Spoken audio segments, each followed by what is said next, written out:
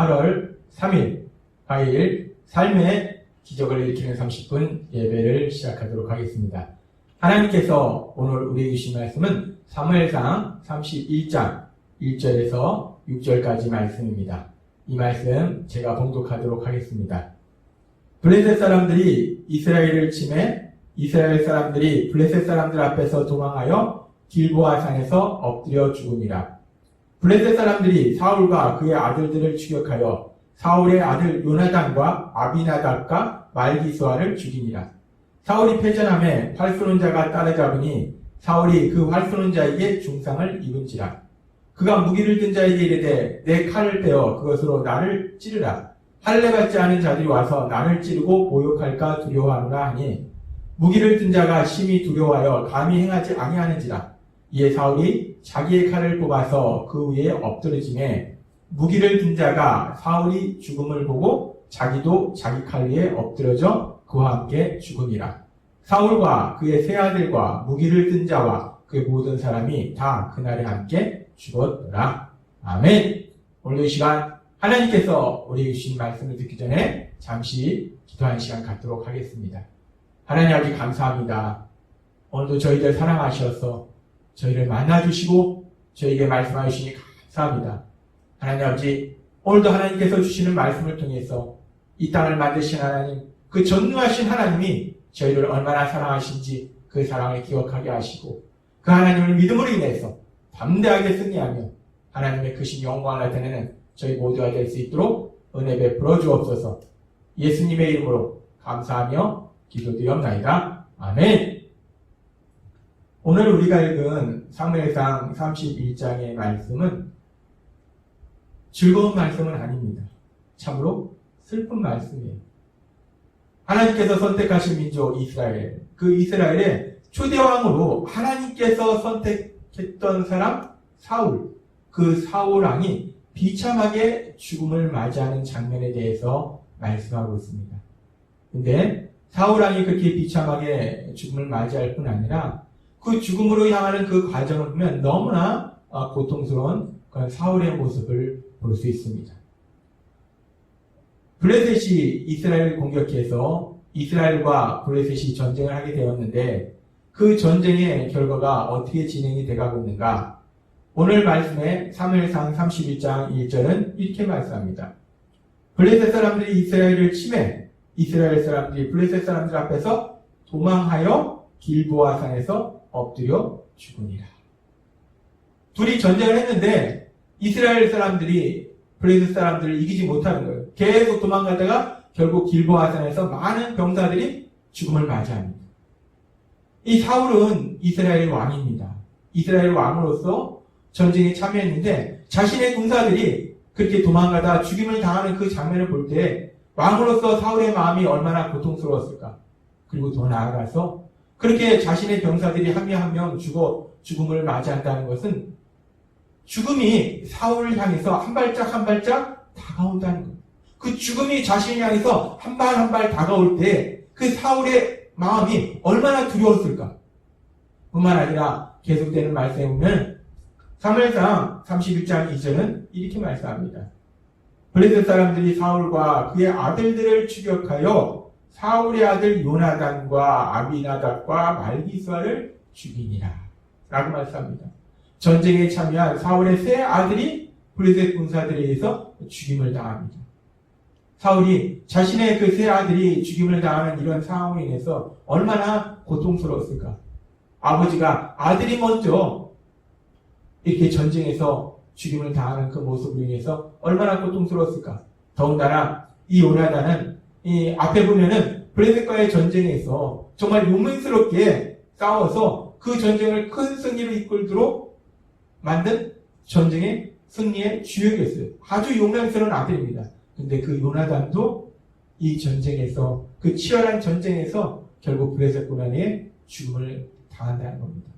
그러면서 성경은 계속해서 말씀합니다. 31장 3절부터 말씀. 사울이 패전함에 활 쏘는 자가 따라잡으니 사울이 그 활 쏘는 자에게 중상을 입은지라. 이 전세가 이미 블레셋이 승기를 잡았습니다. 블레셋이 승기를 잡으면서 많은 병사들이 죽었고 사울의 세 아들도 죽었고, 이제 그 총 공격을 어디를 향해서 나아가는가? 그 총 공격을 사울을 향해서, 이스라엘 왕인 그 사울을 향해서 총 공격을 합니다. 그래서 사울이 그 팔순원자의 활에 맞아서 중상을 입게 됩니다. 그렇게 사울이 중상을 입고 결국 더 이상 싸울 수 없게 되었을 때 사울이 결국은 자살을 합니다. 이 사울은 참으로 비참한 죽음을 맞이해요. 그러면서 그 과정 속에서 참으로 고통스러운 그런 모습을 우리는 볼 수 있습니다. 그러면서 이런 사울의 비참한 죽음, 고통스럽게 죽어가는 그 사울의 모습을 보면서 우리는 생각합니다. 사울은 하나님에 의해서 이스라엘 왕으로 선택받은 사람인데 사울이 이렇게 비참하게 죽을 수밖에 없었는가? 사울은 하나님에 의해서 이스라엘 왕으로 선택받았기 때문에 사울은 이렇게 비참하게 죽음을 당하는 것이 아니라 하나님의 도우심으로 큰 승리를 이룰 수도 있었습니다. 그럼에도 불구하고 사울은 오늘 말씀에 보면 이렇게 비참하게 죽음을 맞이합니다. 하나님이 사울을 이스라엘 왕으로 선택하셨기 때문에 하나님이 그와 함께 하셨어요. 초창기에 사울을 이스라엘 왕으로 세우셨을 때 초창기에는 하나님이 함께 하셔서 사울도 하나님이 하신 놀라운 역사들을 체험했습니다. 우리가 알다시피 사무엘상 11장에 보면은 암몬과의 전쟁에서 사울이 큰 승리를 거두었고 사무엘상 13장과 14장에 보면은 블레셋과의 전쟁에서 사울이 또 큰 승리를 거두었습니다. 그리고 15장에는 아말렉과의 전쟁에서 사울이 큰 승리를 거두었다는 거예요.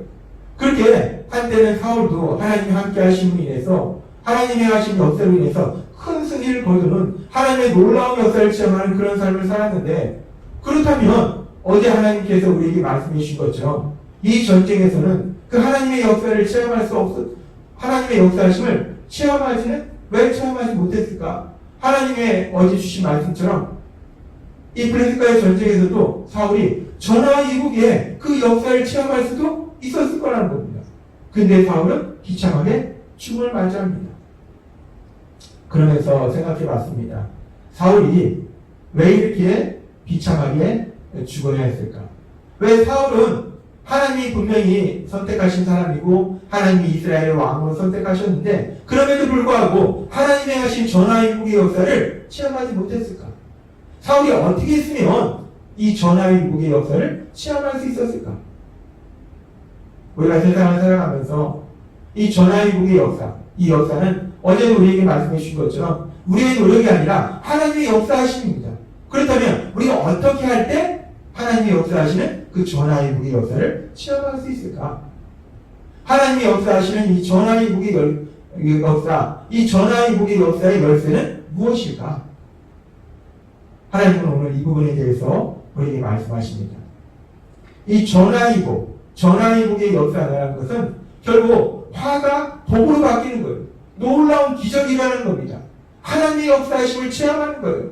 그런데 이렇게 전하위복의 역사, 하나님의 역사하심을 체험한다는 것은 결국은 전능하신 하나님이 다스리시고 하나님이 역사하시는 하나님 나라의 삶을 산다는 겁니다.